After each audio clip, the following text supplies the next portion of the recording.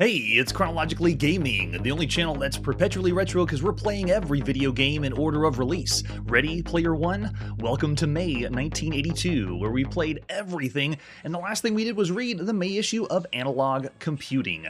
Let's press forward and see our next game. And it shouldn't be any surprise, because in the magazine, we saw Maniac, and I spent the last 4 or 5 hours typing in Maniac so everyone can play it.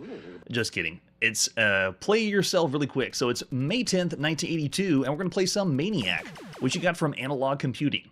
Rick Messner said, "You're going to love this game," and we're going to see if he's right. Now, it offers 1 and 2 players, and I'm going to plug in a second controller because this is where the fun begins. I'm going to hit number 2. And now we are in. I'm playing as player 1 right now. Got my Atari joystick plugged into the Atari 800, and you can see this is Berserk. It's a Berserk clone that you could have typed in for free. Well, I guess you spent, how many hours it was to type in, because this was several pages long. But I'm the green character, but here's what's cool. As the second player, whoever is nearby as the enemy, you can control. So this is me moving the second controller. It is 2-player simultaneous Berserk that you could play. I think you kill yourself if you walk into the wall. Let's see. Yeah. I would say we haven't played every type-in game, but this is one of the best type-in games. I'm sure if I had friends back in 1982 and someone typed this up, we'd be playing this for a long time. There's one person that plays as the hero. Whoever's the first player plays as the green guy, and then everybody else, it's controlled by computers until you get close to one of them. And when you get close enough, let me get about right here, then now the second player takes over. So whoever is nearby automatically takes control of the enemy. Cool idea. We've seen Berserk variants already, but didn't expect a type-in game to be a Berserk variant that's 2-player simultaneous. I think in the magazine they said it was about a few screens, probably less than 10. But the idea that you could play, and all the lives are gone, that you can play with a friend is so cool. So press any key to continue. We got to use the keyboard. There we go. Go back to the beginning. Yes, this was a type-in game. It still blows me away. Good point. Let's see if Evil Otto shows up. I wouldn't expect it to be programmed, but you never know. I'm going to do 2-player again. Just because you can see the other 2 enemies on the right side are controlled by the computer, but the one up here is waiting for input from the second controller. There he is, me wiggling the second Atari joystick. Alright, so let's kill them all and let's see what happens. The way the controls work are great. Works really well with the joystick. And then to shoot, you can see I can hold down the red button and then move around, and then when I let go, that's whenever it fires. And these guys are just shooting into the wall. Nothing very fancy. Oh, and they got me. I can't believe it. We have waited a long time. I don't think Evil Otto's going to show up. Which means it's the best version of Berserk ever. There's no Evil Otto. Yeah, the laser sounds are pretty good. I'm pretty sure it was ripped from another game. Let's see if this one will go. Yeah, there we go. So this one, the second player can take over, and then bam. And I bet if I just hang out here, no Evil Otto, right? This time we'll head to the left. Yeah, okay, that's where you go in. So you can't go to the left. It's only go to the right. Doesn't give you as much freedom as Berserk. You can't go up or down. You're just moving to the right, room to room. It just changes the color for every room.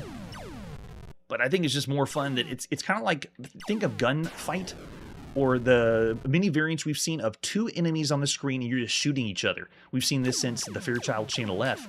And it's that idea, but now you have a bigger screen to move around, and your opponent can control multiple people. So cool. Yeah, so there you go. That is Rick Messner. He said we're going to love this game. I say it's one of the best type-in games you could have in 1982. It was several pages long, but it was definitely worth it. Would you say this is one of the best games of all computer games you could play at the time, or is it just an excellent game you could play at the time? I'd say if you have 2 people with you, this is one of the best. I'm going to go 4.5 stars for Maniac. Having 2 people is really what sells this. All right, so after Maniac, typing in a game, let's see what is next. We're now going to the Apple II, and this is Mirv, M-I-R-V. Let's see what Mirv's all about, starting with the box. I'll keep on saying box. A lot of these weren't in boxes, they were in sleeves. This is my level 10. M-I-R-V, and that's all we got for artwork. That's all we have. Let's pop it and play some Mirv by level 10. It's May 15th, 1982. As we blaze a trail playing every single game. I couldn't believe Maniac. Still blew my mind away. All right, we're here. We're in without any explanation or anything. So Merv is essentially I'm controlling with the keyboard cursor keys to move left and right, and all I got to do is just capture those missiles, make sure they don't drop to the ground. But I'd say the control feels a little loose, even though it's only 2 buttons. And it is static screen. This is what you see here is what you get. So Merv is military themed. It's multiple independently targeted re-entry vehicle. Missile capable of striking multiple targets. Yeah, all you have to do is pick up the missiles and that's it. So from one computer game that we typed in that wasn't as impressive to Merv, it makes it seem kind of simple. I would think Merv felt more like I was playing a Game & Watch or a handheld game, because it essentially was just moving a vehicle and then collecting the missiles. So it feels more like a handheld title. And what you saw there was it. There was no other screens. I played until the point I caught about 60 missiles, and then I realized, okay, this is the whole thing. There's nothing else to it. So for all the games we've seen at the time, it's not a broken title, but it's pretty darn close. I'm going to go 1.5 stars. It's down there in the bad range of all the computer games we could play up to this point. But even, yeah, it's a good point. It does feel, you could call it a Kaboom clone, but even then, Kaboom or Avalanche had substance to it, and it had the paddle control to move left and right. This one was, you saw it was moving almost blocks at a time with the convoy. So yeah, not a good title. MIRV, breeze on by, and that's what we're gonna do. Here's our next game. We're going to IBM PC compatibles, and this is Othello. One that we don't have a box for, just a few screenshots. Let's pop in Othello and play on our IBM PC. This is by nobody. We have no idea who this is by. Published sometime May 15th, 1982, and you say to yourself, we don't know who it's by. Where are we playing this? Well, it's because any game we can get our hands on, we're going to do it. We play it all here. All right, let's play a 2-player game. Last person in chat was Chiptune. I think we got Caps here, yeah. And last person before that was, we'll call him Manly, for Manly Stranger. So here we go. Chiptune versus Manly Stranger. It's Othello. Very bare bones Othello. Chiptune's going first, and it looks like we just have to type in the number to jump. If Chiptune's green, I guess I type 44, enter. Yeah, there we go. So it's pretty bare bones Othello. Kind of typical what we'd expect on the IBM PC. Let's see, Manly needs to go 45, right? Yeah, there we go. And then Chiptune can go 43. Why would they give you the option to pass? That's strange. Oh, we need to do 38. There we go. Yeah, it's Othello. There is no interface where we're using a joystick. I wouldn't expect that on the IBM PC, but there is nothing to let us move around freely on the board. It's an Othello game that is, I would say, more rudimentary compared to what we've seen, but from 1982 standards, it's really not as bad as that. It's typing in one at a time, hot seat style. Well, we got Chiptune's up next. Chiptune's green. We'll go 46 next. And then Manly goes next, 21. We'll do 53. Yeah, so it's doable. It works. It's Othello. We've played better versions. I still hold that so far, the home console versions of Othello, if you want to play Othello, that's the way to go. Particularly Atari is the way to go. Chiptune's throwing 1 out for this one. I wouldn't say broken. If I was going to give this one a rating of all the computer games you could see at the time, I'd still give it 1.5 stars. It's a bad title, considering all the other computer games you could play, but it's not broken. And with that, let's press forward and see our next game. Here we go. Comes to space games. Nobody compares to Atari. Ooh. Excuse me. Have you compared them to Intellivision? Intellivision? Sure, they've got great space Intellivision? games, like Intellivision Space Battle. I didn't know. I didn't know about Intellivision. What's that? Astro Smash. I didn't know. Here, compare for yourself. Intellivision Space Games from Mattel Electronics. Once you compare... I love how they like pretend, oh, I don't know what Intellivision is. What is that? Granted, we have played everything here that exists in all video gamedom under the sun, so nothing surprises us. But it's funny when the commercial has the kid that's saying how Atari is amazing, and Intellivision comes and steps in and goes, what about Intellivision? Oh, I don't know what that is. And if you know the rivalry, of course, it's the console war happening between Intellivision and Atari. They're the big consoles that are the biggest competition. And this is the reason why. When you got George Plimpton pushing for Intellivision, and then Atari comes out with his kid who says he knows everything about video games. Now they got the kid. How Mattel got the kid, though? The same kid, not what they did with the VIC-20. Commodore VIC-20 commercials have some made-up kid that almost looks like him, and then a George Plimpton lookalike to sell the VIC-20, because William Shatner beams in and says, "Well, no, these systems are terrible. You need the Commodore VIC-20." Yeah, right? It's like the Mac versus PC advertising back in 1982. Definitely. So here is Night Stalker, the seminal Night Stalker for the Intellivision. Really excited to show off this one. Let's take a look at the box for Night Stalker. Oh, once again, Intellivision blows us away. Great sci-fi artwork on the front. Looks like a dash of horror, maybe. We got bats and spiders you gotta fight, but it's robots that are the main adversary. You're running around with a laser gun. That white suit kind of looks like Mr. Arcade from the handheld Coleco commercials. Let's flip it over on the back, and here you go, Night Stalker. Your man's trapped in the maze. Spiders, bats, and robots are tracking him down. The robots and creatures never stop. Shoot one, another appears. Fire off 6 shots, then pick up a reloaded weapon. The higher your score, the trickier the robots become. The only safe place is inside the bunker, and they're waiting outside. Survival is the name of the game. Robots are firing shots. So there's an example of the screenshot. You get points for hitting the robots and creatures.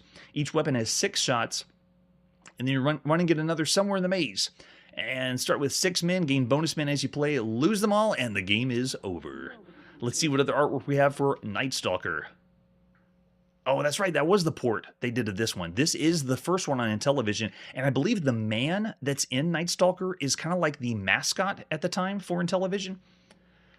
All right, so we have the overlay that we're going to be putting over our numpad controller, and this one kind of is like a twin stick shooter. You can move using the disc at the bottom, and then to fire you use the numpad. So they recommend you hold it with 2 hands. Even though you're not able to fire in all 8 directions, it has the feel where you can move in one direction and fire in another. Love that. There's the cartridge we're going to pop in our Intellivision with an example of the screenshot. Dark Caverns we'll be seeing later. Good shout out there. Here's the manual for Night Stalker. Yeah, the Intellivision one. And this one says, again, 1 or 2 players. The last manual we had for Sub Hunt, they lied to us. I want to see if this is actually 1 or 2 players. So the object of the game is your man's trapped down the maze. There he is. Love the animation on the man, by the way. Robots relentlessly track him down, keep him away from spiders and bats. Watch out for robot fire, rack up as many points, and then it's against them to the end. And that's pretty much it. The controls, you can see you moving the man, they just call him the man, with the disc at the bottom. You can shoot up, down, left, and right. And then I think that's, yeah, game speed is just the top 3. But that's it. So much different than Sub Hunt. After we played that, this seems like something simple you see on Atari. So there you go. First thing you do is pick what speed you want. We're going to go fastest speed. We're ready to play some real Night Stalker. The game begins immediately with a man inside the center bunker, loaded with weapons, lying in the maze, and flashing. You have to pick up the gun, so the game begins without a gun, and it gives you the feel that you're a prisoner that's escaping prison, and you have to go find the weapon to shoot. Cool idea. So you can run and shoot. You can see you can move and shoot at the same time. That's why I would give this kind of the homage that it's a twin-stick shooter. Not as much fidelity, like you don't have the 8-way shot, but still good. So there's the bunker. When you're inside, spiders and bats can't harm him, but bullets, robots. Oh, bullets, robots will not harm him. Okay, until the black robot comes up, so watch out for him. And there's your man. You start off with 6 lives. Each time you rack up 10,000 points, you get another life. When your last man's down by robot fire, the game is over. So where's the 2-player mode? I didn't think this was 2-player either. What is up with the manuals on Intellivision lying to us? There's the weapon you want to pick up to get some shots. Time your shots carefully, because once you lose all your bullets, you got to go find another gun. And occasionally you might have bullets left after you fired off 6 shots. When the weapon runs out of ammo. Ammo? We got a typo there. Next loaded weapon was placed right where the man was standing. He automatically picks it up so you can keep on shooting. So we got spiders to attack. We have bats that are going to come after us. And then robots. And then they have different levels of robots. The gray one, the blue, the white. I don't think I've ever even seen the black robot whenever I played. The white robot, maybe. I probably didn't even get that far. Gray and blue is what I remember whenever I played this. So Invisible Robot is after 80,000 points. No wonder. I don't think I got that. So Blue Robot's after 5,000. Wow, yeah, never would have made it to 80,000. Invisible Robot. It's sneak attack. His bullets are invisible. That's your only clue about where he is. Good night. And then over here is the score. If you destroy the invisible robot, it's 4,000 points. Fantastic. And they got strategy tips. There you go. How to hold the hand controller. Put your hand on the disc there and then your keypad. That way you can move and fire your bullet at all times. And then it shows you how to deal with the aggressive robots later in the game. And then you can also knock off sleeping bats if you want to. I don't think this is two-player. Again, Intellivision's lying to us. It's time to play some Night Stalker by Steve Montero, Peter Allen, and Russell Lieblich. By Mattel Electronics, it's May 16th, 1982. We're ready to play some Night Stalker, so I'm going to go fast. We're going to go level 3 as quick as we can. And the game's fixed screen. We're only on one screen here. I move out of the maze. You can see there's my man. I got my shots. And now I move myself around the maze, and I'm just going to destroy enemies and stay alive. So this one has no other screens you move to. What you see here is, that's it. Trying to get, there it is. Oh, missed the shot there. In a way, it has the beginning feel like you're going to play something like Wolfenstein 3D. You know, you're a prisoner and you're trying to escape. But this shows you also the difference between console and computer, because the computer Wolfenstein 3D had way more going for it than just one room. Oh, I think I have the slowest. Yeah, this is the slowest speed. No way. Well, I want to go fast. Reset that. Okay, this is the fast speed.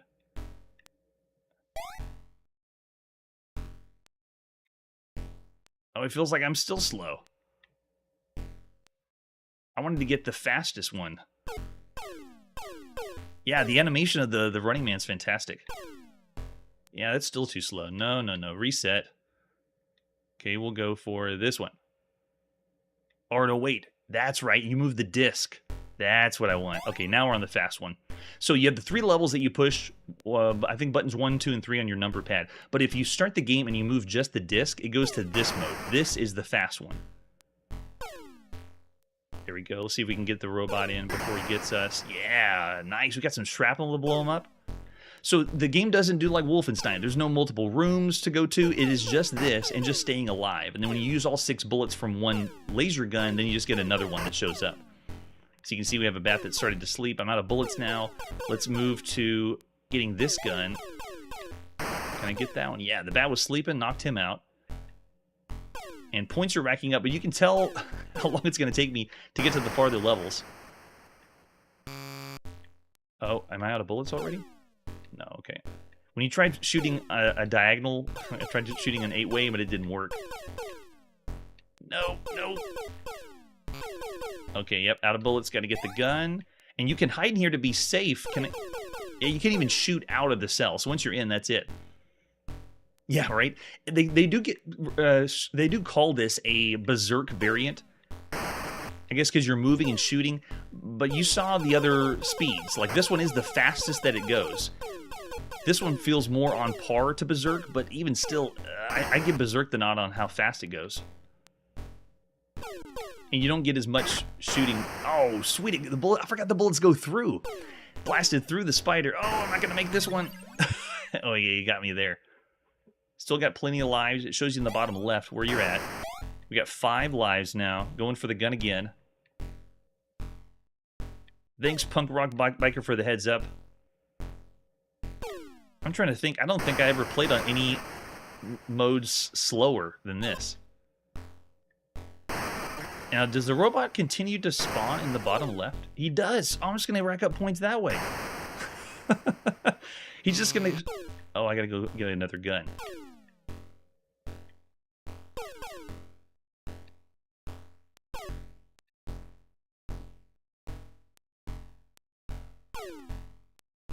I think that was 6. Yeah, that was 6. You gotta ask yourself one question. Did I fire 5 shots or 6?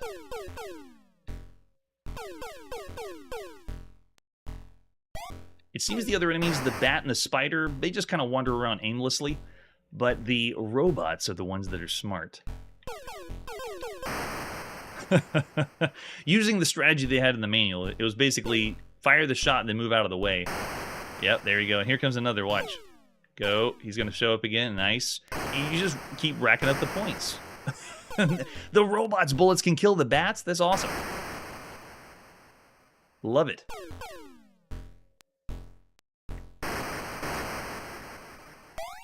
Yeah, for the first one on the Intellivision, I'd like to see the difference. Oh, here we go. Multiple robots. The blue robot has showed up with the green. I'd like to see if the 2600 is how different it is.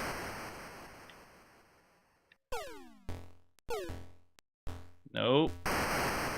Oh, yeah. I love how the bullets go through multiple enemies. And the robots always show up in the bottom left corner, so just keep firing your shots down there and getting lots of points. Okay, so we're already at 10,000, so I can see how you get to, farther and farther. Okay, go get some more bullets now. Yeah, good point. It would be better with 2 people. As a one-player game, it's a fun experience, and it's a solid game for 1982. Because we've seen pretty much everything, it does seem like something is possibly missing or lacking from it. But love the animation of the main character. And when you do a top-down maze game that's starting from Pac-Man and you add shooting, it just makes it better. Guns make everything better. There we go, 3 in 1, nice. But I mean, look at this. All I gotta do is, oh, I almost got all 3. If you time it right, you'd be able to knock them out. Here, let's see if we can still get. Now the white, we got the white robot who showed up. Oh, he's just fat and slow. Oh, but he has shields. I see. Let's see, we do a shot and move out of the way. Okay, it takes multiple shots, it looks like. Got him. Yeah, 3 shots to kill the white one. Nice. I haven't moved over to the spider web. I want to see if that does something different. Okay, out of bullets, got to go for another gun. Still a blast to play.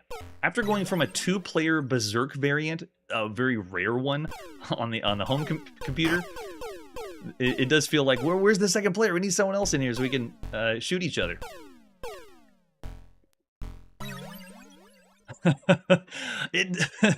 Oh, from Doctor Who? You think that was on purpose or just kind of looks that way? Oh, there we go.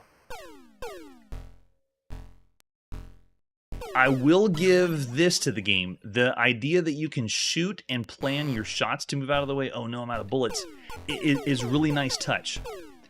We didn't really see this kind of thing from games like Targ because the bullets were usually moving so fast, you didn't have a strategy for it. But this one, since the bullets move slow, you can fire and then move out of the way. That would be where the fun's coming in. Like this robot here, I'm going to see if I can get... Nope. Oh, nope. And I should have gone up, but that's where this one shines. That's where it got. Oh, the Danger Will Robinson, Lost in Space. Yeah, he looks like that one.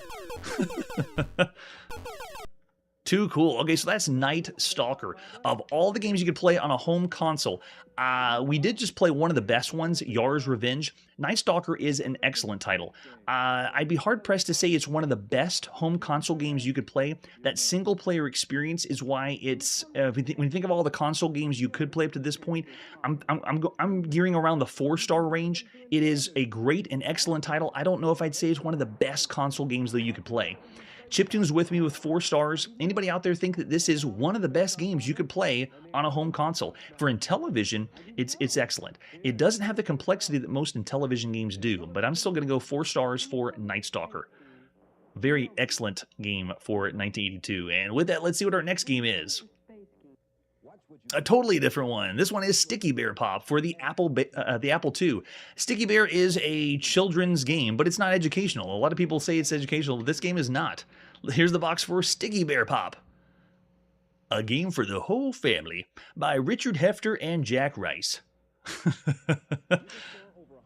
So you think, oh, it's for kids only. Well, it is a child's game, but it's not a...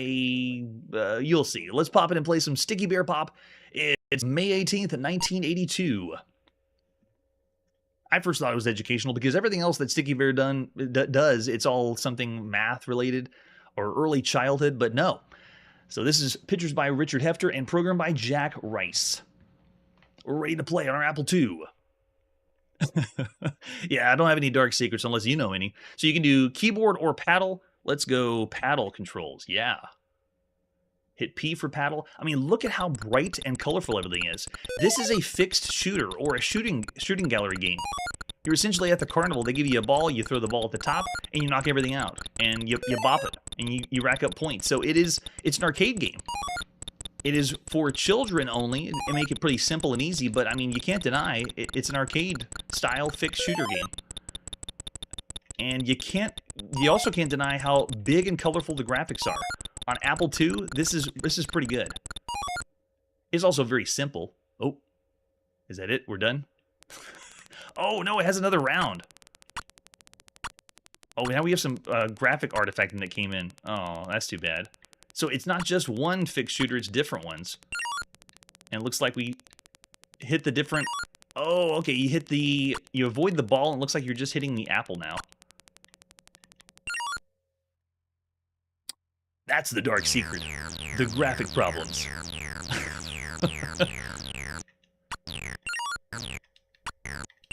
Oh, nice. So are we able to destroy the... We are. It's slowly degrading the balloon at the top where Sticky Bear is. So this is 3 screens so far.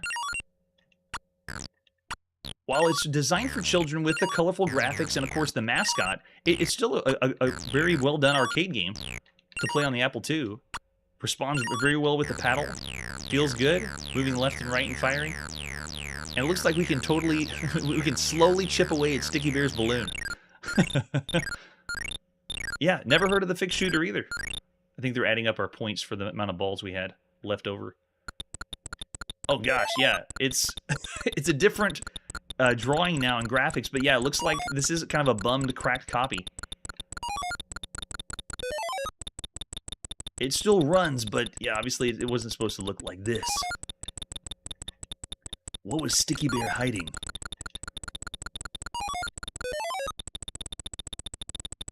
I'm doing incredibly well at this game, and I'm glad too, because if I was doing terrible at this playing a kids game, then we'd have some problems. Let's see if this second mode is now. It's still kind of graphically messed up, but we got the idea. Had some fun playing some Sticky Bear Bop. So this one, of all the games we'd play, I'd give it around average. For all the games you could see at the time, not kind of because it's the kids version and it's a simple concept, but still presented very well. I'll go 3 stars for Sticky Bear Bop. And that's not all. There's also Sticky Bear Bop for the Atari home computer. Let's take a look at Sticky Bear Bop for Atari and see how that fares. It's still May 18th, 1982. Published by Weekly Reader Family Software. Yeah, good animation. I wouldn't want to say it's a great or excellent game, but still like holds solid for a 1982 title. Atari version by Richard Hefner. Now, you can see it's a little darker. Oh, interesting. Now, this one is, you can push the button. Cool, you can do beginner or advanced mode, and then push start. I'm thinking it's the exact same game, though. We're going to go advanced. We're the big kid in the school ground playing some Sticky Bear Bop. If we have an early childhood game that involves like coloring or math, we usually skip over all those. But since this is a game, we're playing a shooter game or a shooting gallery game. Oh, I got some better sound effects now that we're on the Atari. Nice. All right, and this one, got to get the aim in for the... Oh, the apple isn't going away this time.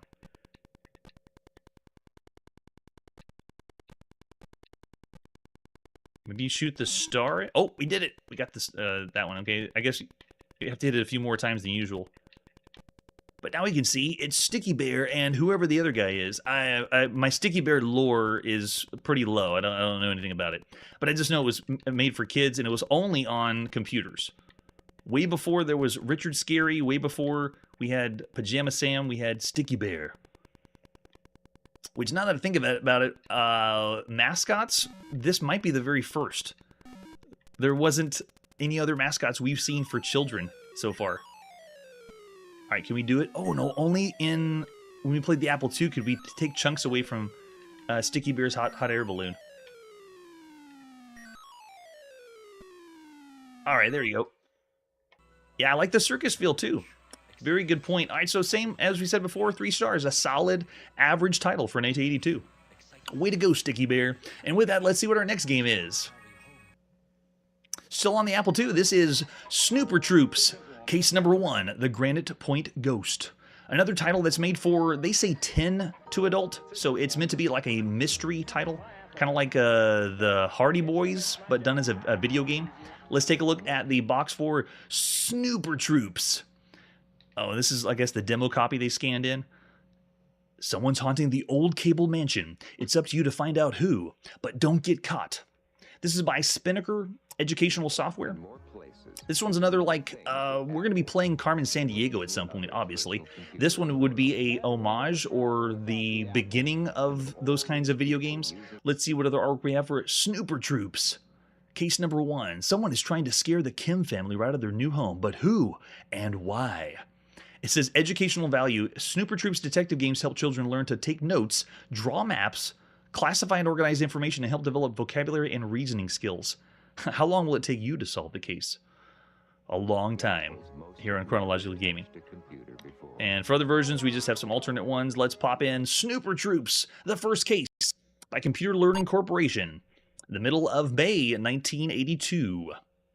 This is the first release, and I believe Spinnaker released lots of these. There's a Granite Point Ghost. Please don't think so. I like to think when I'm playing these games, if I'm going to play them as a 10-year-old or 13-year-old that pops this in 1982, would they really get the handle of it on an Apple IIe? Which I'm pretty sure they would have. But this would be something they'd be playing at school, too. So this is by Tom Snyder and Computer Learning Connection Incorporated. The Granite Point Ghost. Let's go. We're ready. I'm ready to solve the case. Is this your first day? Yes, it is. What agent would we like to be? Oh, very original. Agent 1 or Agent 2? Let's do Agent 1. Yes, there is a lot of games by Spinnaker. We're joining the case on Friday, week 2. Are you sure you want to erase the old one? Yes, I guess we do. Snoop license number 1. Now, the first thing I think of, would a 10 to 11-year-old have the patience to wait for the loading of the game? If this was a rotation in school, I guess you would have to wait for the load. All right, so what do we want? People facts, special message, accusation, old clue file. Let's do people facts. Whose file? Let's do Mud. What's Mud's file say? Mud lives at 4 Cliff Street. All right, so let's go leave. Now, if I was a kid, I'm pushing L. Mud is off and away on Thursdays. Oh, okay, so this is you have to take notes in the game. Which, if they're already a computer gamer, they would have been taking notes. With all the mazes you have to take notes for in 1982. Call, oh, you have to write down the number, 235-4646 to call Mud. Ask this phone contact about 3 keywords. And I'm not controlling this. Like, I have to wait for the text to scroll across the screen. Repair, oh, pals, repair, travel. Don't use those exact words. I still can't leave. Okay, let's leave. Hopping into the Snoopmobile. Can we call him? No, wait. Can I move? Does the joystick work? No. Apple II joystick does not work. How do I go to... Oh, you got to use the numbers. Okay, so let's go to house number 2. 2? Anything? Oh, it does take a while to load up. Again, are kids really going to have the patience to do that? That's true. There is a lot of cassette-based games. This one was on 5 1/4 floppy. If your school bought the drive, then maybe. If it was written in BASIC, yeah. Yeah, it seems to be. If it's slow to load. Let's see what special message is.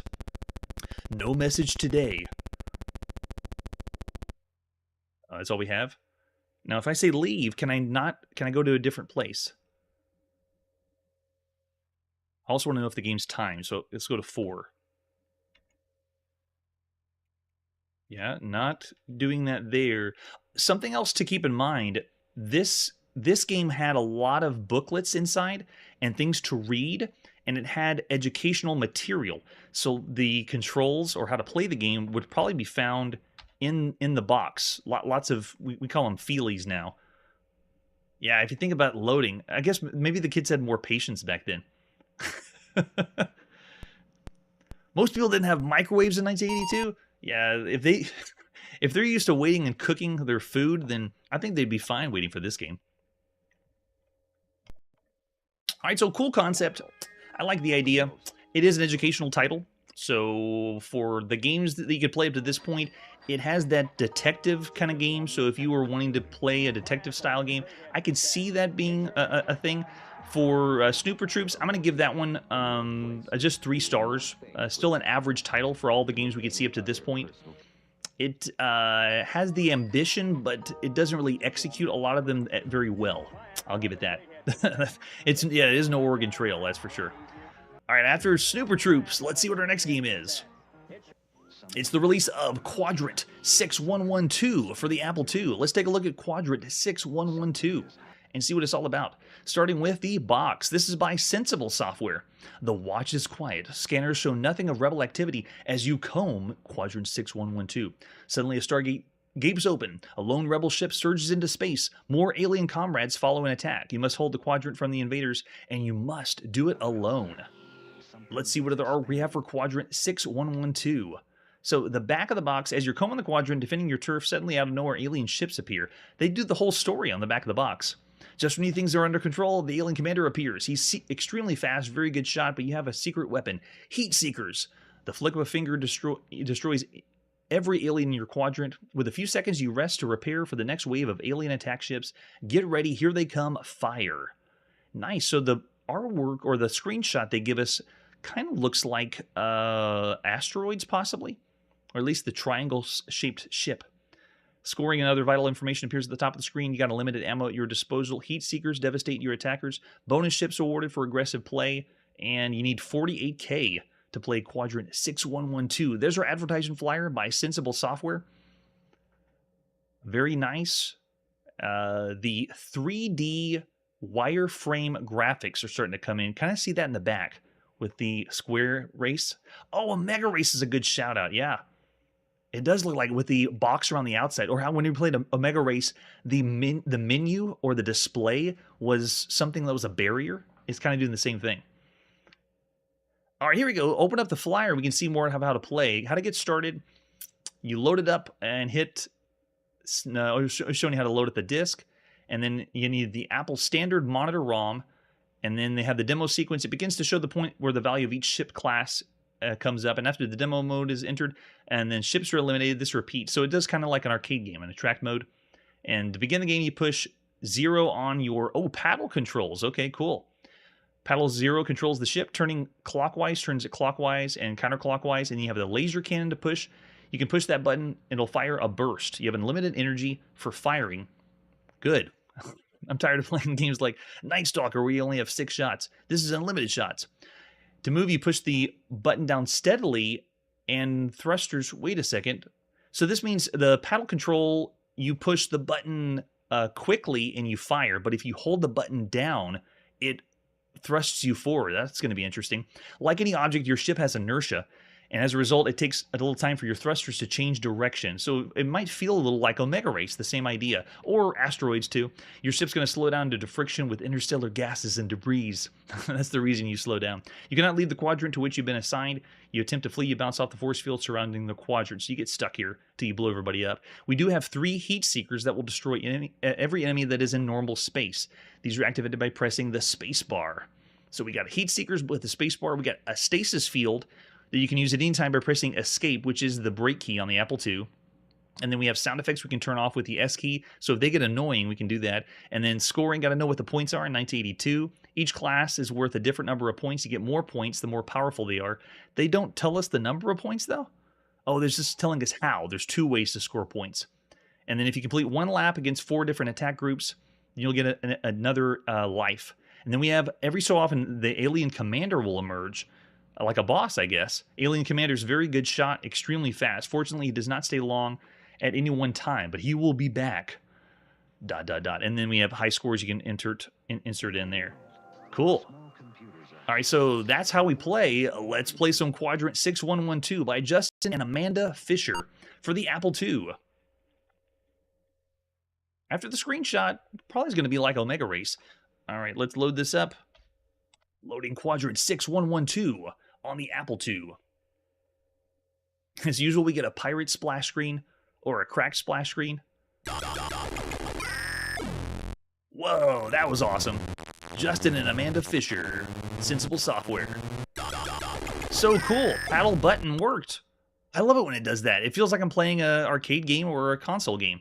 Computer games just let you put the controller in your hand and go. All right, so we're in. I have paddle control. You can see I have enemies that are in different quadrants. Oh, and they are correct. I tap the button to fire, but when I want to thrust forward, I have to... Oh, he got me as I blew him up. You have to hold the button down, so a little weird to get used to. So if I want to like fly around the screen, see, I'm holding the button down to fly. Yeah, it doesn't work as well. Feels a little bit iffy. And you can see I have different enemies in different areas, and the quadrant has just walls I can just bounce off of. And let's try out that... Oh, okay, you use the hyper blast or the explosion, and it just destroys everybody on the screen at once. And then what about my shields? It looks like it makes me flicker a little bit more, but that's all I can really tell.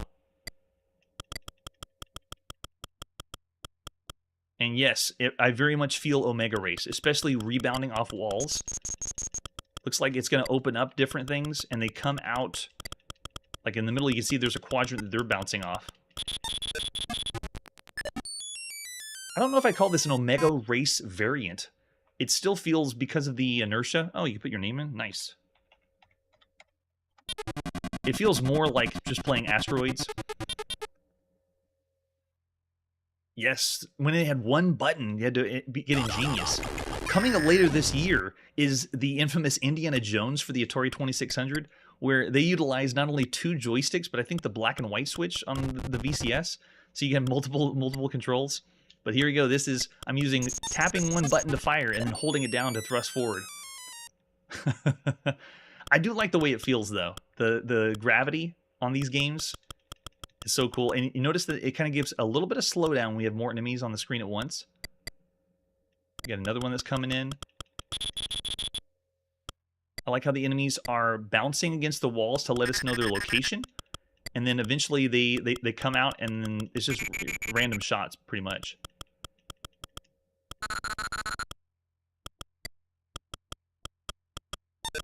Yeah, a little too different from Omega Race.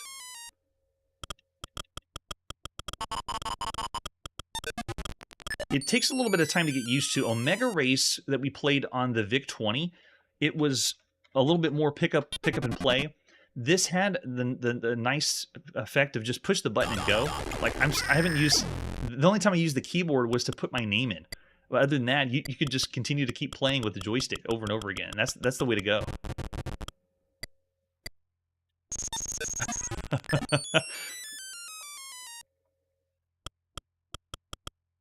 Oh, yes. I'm going to have to study up on that before we get to Indiana Jones. Come on.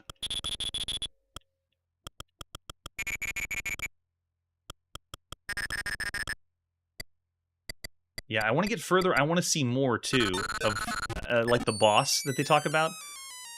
So, a really good title when you want to keep playing more and more of it. So Quadrant 6112 is where it's at. Oh, wow, yeah. Maybe that's what they're talking about. The boss that has the shots. Enter your name. Look at those scores. 1,170. Yeah, it's, I would say, close to a race because of the barriers that you have. But still a great time. Quadrant 6112. A good game. A great game to play for your home computer. Of all the home computer games, I say it's a great title. When we played Omega Race for the VIC-20, I was up there saying it was one of the best titles you could play, or a 4-star game. It's great. I'm gonna say for Quadrant 6112, it's another well done, well designed game for the time. I'm gonna go 4 stars for Quadrant 6112. Great. Yeah, and you could turn the sound effects off if you wanted to. The way they programmed in the movement and the controls, it was a little bit slippery and takes a little bit to get used to, but still a very fun time. Paddle controls all the way. All right, and with that, let's move on to our next one. It's the release of Choplifter. Choplifter for the Apple II, the very first Choplifter. Really excited for this one. Let's take a look at Choplifter, starting with the box. Now, Choplifter was so popular and so seminal that there's lots of different boxes. Yes, this is a classic. This is one of the boxes you could have gotten for the Apple II by Broderbund, and then we also have this one, a later release, all in black. And then we flip it over the back. Most of us would like to be heroes. Trouble is, we're often not properly prepared when the chance to do something heroic comes along. This is your chance.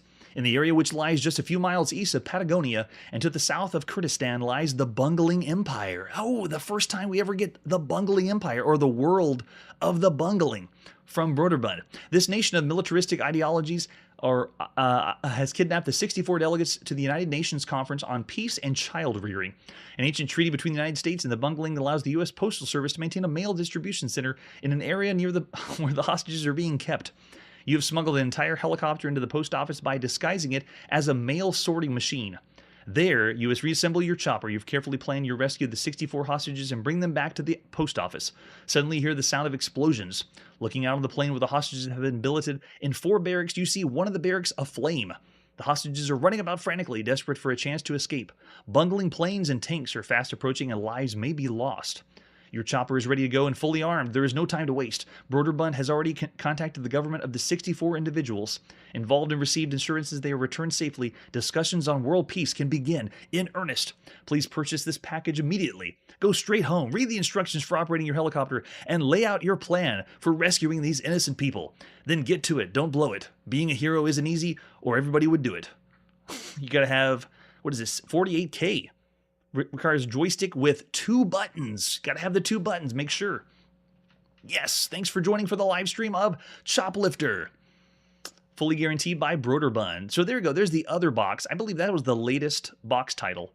And then the 5 1/4 floppy disk we're going to be putting in our Apple II, the original Choplifter by Dan Gorlin. And we do have the manual. So this was just the sleeve on the inside. So here's the front cover. On the sleeve, it shows you the rules. Hostages are locked in barracks. There's 16 per barrack. One barrack's been blown open so the hostages can get free, and you need to figure out how to free the other hostages without getting them killed. All 16 in each barrack must be rescued or killed before you can go on to the next one. The object of the game is rescue all of them, return them to the home base safely. You must land your helicopter close to the hostages so they can climb in, then return and put down the landing pad next to the post office in order to allow them to scramble out. Don't land on the hostages. That kills them. That's pretty much all I did. Show of hands, who just wanted to land on hostages when they played Choplifter?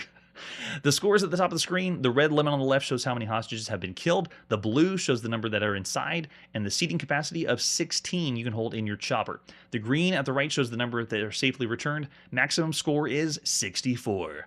Kind of like it was made for the Commodore 64. No, I haven't seen that yet. You get 3 helicopters per game. The game ends when you lose the 3rd one, or all hostages are dead or rescued. So it shows the controls, and man, I'm going to show off the controls for sure. The enemy has 3 weapons at their disposal. First are jet fighters, which I hate the jet fighters. They scream out of the background, shoot air-to-air missiles at you. You can shoot the fighters down. The second are tanks, which amble along and kill hostages or destroy helicopters which are on the ground. You can shoot back at the tanks with your helicopter facing forward. And the third, most deadly enemies are the drone air mines, which hone in on your helicopter. These are only enemy vehicles which will attack you on the side of the barrier at the post office as well as in the field. So you usually have a safe zone that you can go past. Yes, they suck. At least they both of them do. So there's our special keys. We can pause, hitting escape. We can pause the game. You have the sound on and off. Any key starts to play. Reverses up and down. Okay, so if you want to use the keyboard controls, you can too. And then we have Francis Scott Key plays the piano at the post office. Nice. And then plays chess at the post office. Wait a second. What is Albuquerque? Oh, I love it. The inside jokes. Boris Spassky plays chess. Albuquerque plays is a college roommate he had. Nice job. Is that the joke that Dan put in? So cool. All right, here it is. Choplifter. It is May 21st, 1982. The first release of Choplifter. So excited to show this one off. This was in the 1001 games to play before you die. It is one of the best games, I would say. This is one of those rare games on a home computer that eventually turned into an arcade game. So here it is. We're playing it first. It starts off like an arcade game. We have an attract mode. This isn't me playing, kind of showing you what it's like, what the helicopter movement is. There it is, landing, picking up everyone else. It's like a how to play. And take a look at the graphics. They have some twinkling stars in the background. The helicopter has a pseudo 3D look, the way it swivels back and forth and even hovers. You can see Dan Gorlin spent a lot of time programming the movement of the chopper.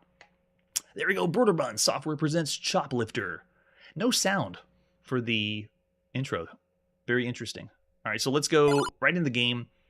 I didn't need to do anything on the keyboard. I have my controller joystick, and I just push the button and I'm in. Here we go. We're playing Choplifter. Let me show you how this works as far as controls and why this game is so good. I have absolute controls, which means I just move the joystick around. The direction I move the joystick is where the chopper goes. And then I have one button to swivel the chopper. If I hold the button down, it just turns you all the way around from left to right. If I just tap it, though, it goes into this mode where I'm facing forward. And look at that. It looks like I'm moving a 3D helicopter around. And then when you want to fire, depending if you face left or right, like if you saw screenshots of this, it just looks like a normal shoot 'em up. You know, you fire shots forward. But if you move up and down, you can see the shots are moving up and down. And then if I move left and right, it actually tilts the shots. So you got this small nuance of shots. And even more than that, you can tap the button to move forward. And now, if I'm firing shots, they go straight down. But because they have this gravity moving you left and right, you got some little changes of your shots to give you even more accuracy for how you're going to be shooting tanks or different enemies that are down below. This right here is what makes the game. The play control for Choplifter is where it's at. All right, so let's go. As we move ourselves to the left side, you can see we have this 3D effect of the safe zone. Always used to love that. They take it to the next level when this is ported to the Sega Master System and a few other ports. All right, so here we go. Let's go. Moving in. I always want to do some extra shots, finding the enemy, and get them before they get me. So here's our tank. We got to move to a different position, blow them up. Nice. Same one. Just tap. And, oh, man, I got to tell you, if you can play this and control this based on all the other computer games we played, this is so good. Get to the chopper. Get in there. Let's go, get going! What are you doing? Oh no, and another one, quick! Tank shows up, gotta switch. And this game also has the risk reward of, you can load up the chopper, you can see I have 4, 5, 6, 7, go, go, go, go, go! But if you blow up, they all die. So you can play it safe, but I'm gonna play it safe and go back, fly all the way back to the other side. The moon does look like a disco ball. Make it to the post office. Do we get any songs? No, no music. But you don't need it, because Choplifter... Oh, and he waves at us. I forgot about that. Nice touch. You're welcome, random citizen. Oh no, they brought the jets in. Oh, great. So you can tilt yourself back. See how I remember I used to run away and then get the shots to come up to try to hit the jet. All right, let's take out this tank. In a way, this kind of reminds me of Lunar Leaper. It's another rescue-style game where you have different enemies that are attacking you. Got him. Nice. Lunar Leaper had a time constraint, though. This one's just, you know, the enemies. Like, did I want to wipe out? Oh, careful, careful, careful. Let's go, get in the chopper. Move it, what are you doing? Go, go, go, go, go. Oh, he's trying to blow him up. I'm just going to go. Let's go. No! And that means everyone that was in the chopper is now dead. And so it shows, yeah, the 8 that were in the chopper are dead. So we're on our second sortie. Let's go. Turn the chopper around. This feels so good. Choplifter is like a breath of fresh air.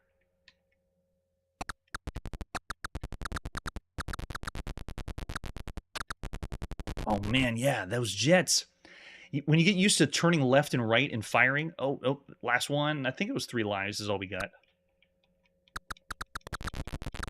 The other thing that makes this game feel so good is It's almost like a pseudo helicopter simulation game by how good it feels, but it's easily controlled. It's not complicated.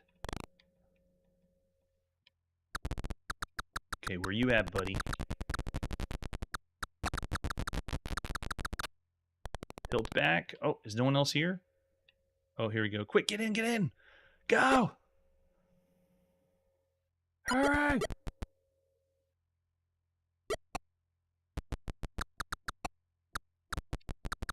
Notice the slowdown when we have so many characters on the screen at once? Oh, another tank showed up. Oh, great. And we got two at once. Oh, the jet can move down and just blow us up. Yeah, you can play this all summer long. There you go. So that's the 3 lives for Choplifter. And this is single player only. You notice there was not even an option for alternating play. But this would be a really fun game to play where you would take turns switching off to see who can get rescue the most hostages before you blow up.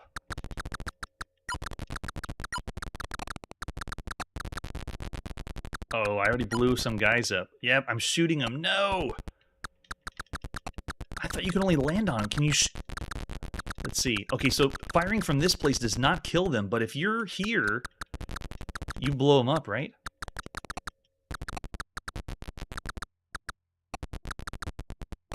I thought it was only landing on them. I'm going to try to shoot these guys because I thought you couldn't shoot.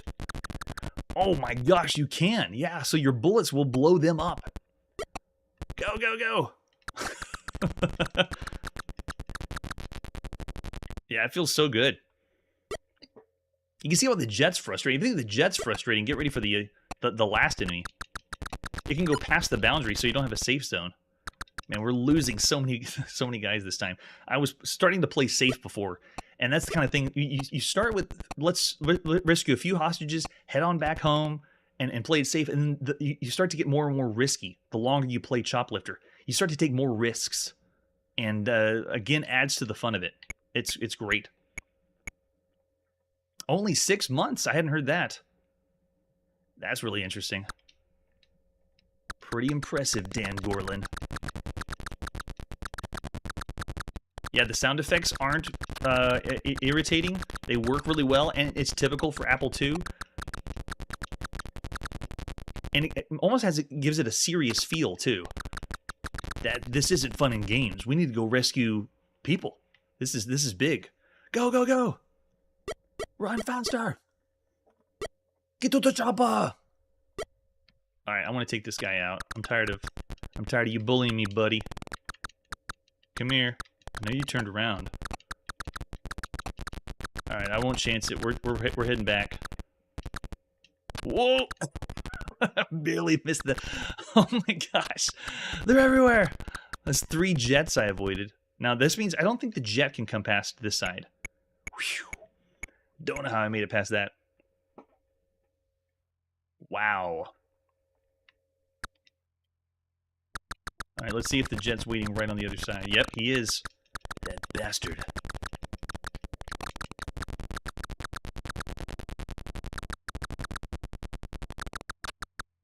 And gameplay is king. It's so good. Oh, there it is. Oh no. I forget what they called it, but it's the UFO that can chase after us and attack us. Oh, where'd it go? It's gone. Is it on the other side? Are you attacking the post office? I want to go see if he's over here. No, he's not here. Okay. I'm surprised you already got him. The other thing, too, that's good about the game is there's no difficulty level. It's just, you just play Choplifter.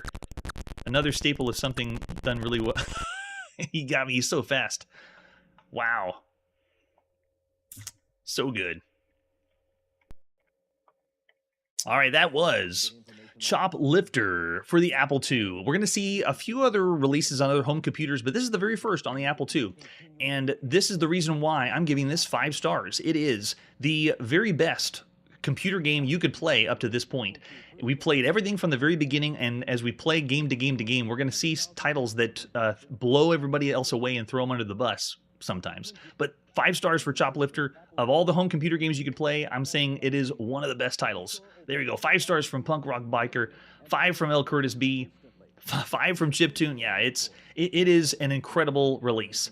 And that's where we're going to end our evening this time, playing every single video game. Great way to end the evening. We have lots more games to show. We're only in May of 1982, and who knows where we'll go next. That's it for today, and like I always say, never leave a man behind. Hey everybody, thanks for checking out the channel and joining me on my quest to play every single video game in order of release. We'll be streaming live every weekday at 9 p.m. Central, so join us and let us know if we missed any games along the way. This video would not be possible without Launchbox, RetroArch, and MAME. Tell all your friends there's some crazy guy named Chronologically Gaming trying to play every single video game. We have links down below that'll send you to places like our Discord and Patreon, and one that says all the video games we've ever played. If you go there, it's a list of everything, and you can click right to the game you want to see. Chronologically Gaming is the name to look for. We are Perpetually Retro, and we will catch you next time.